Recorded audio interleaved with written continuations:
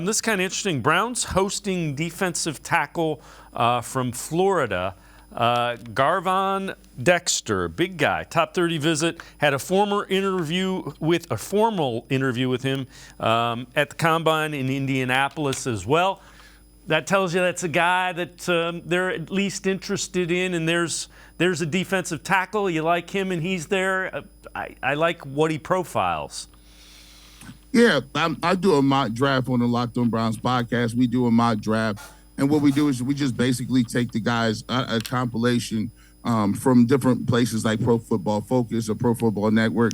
And the great thing about it is you can just keep doing it and see what comes up. He is an individual that came up on one of our mock drafts, and he's a guy out of Florida. He's a guy that can spark. He flashes when you talk about defensive linemen. Sometimes he can make some great plays. Sometimes he's in the backfield. He's strong. He's powerful.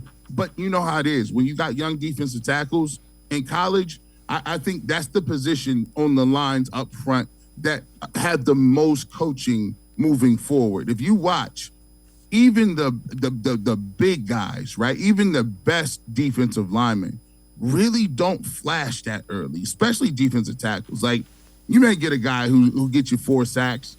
He's not going to be good in the run game too much, or he's not doing what he needs to do, or he may not be having really good block recognition. But if you think about it, those young guys usually progress and get better and better. And then usually year 3 or 4, that's why you see so many defensive tackles who are first-round picks, all like in free agency, because they're there 4 years, especially if you second, third, fourth round, you got the 4-year deal. By the time they get to the 4th year, the team got to make a decision, and they've already had 4 years of tape, but they've been progressing.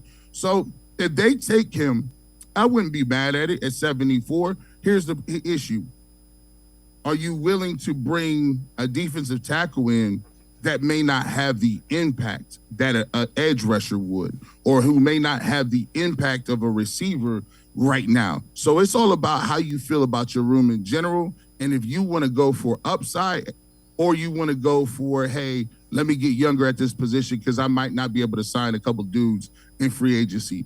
So it's just all about the philosophy, and I think he's a defensive tackle that has some skill set. He just needs some work and polish, and that comes with experience in the league.